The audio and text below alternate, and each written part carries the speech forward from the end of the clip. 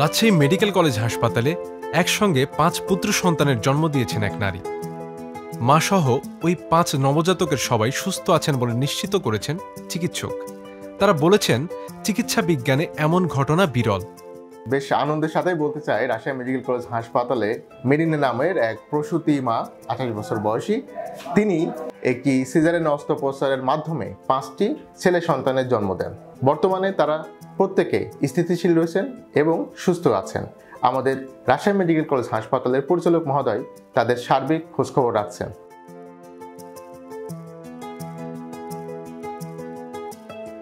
Mariner বাড়ি নওগাঁ জেলার বদলগাছি থানার শ্রীরামপুর গ্রামে। তার স্বামী আব্দুল মজিদ মালয়েশিয়া প্রবাসী।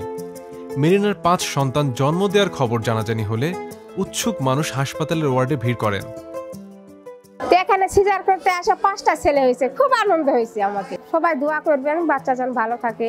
আমাদের বাড়িতে একটা অনন্য ইউনিক কিছু আসছে, 5টা ভাই আর কি, ভালো লাগতেছে। তার প্রথমে 2টা মেয়ে ছিল, পরে 5 ছেলে হয়েছে, অনেক খুশি।